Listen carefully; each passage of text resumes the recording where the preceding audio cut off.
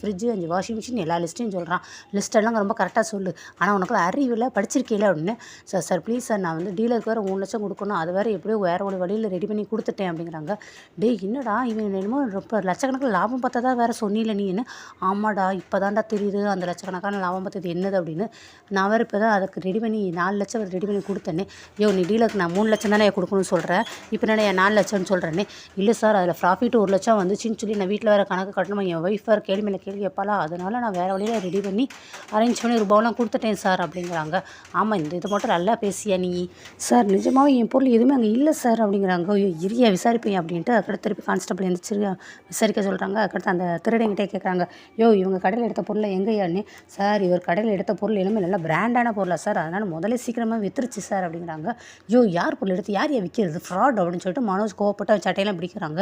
inspector யோ விடியா, இந்த அறிவு உனக்கு முதல்ல இருக்கணும்யா, இவங்களுக்கு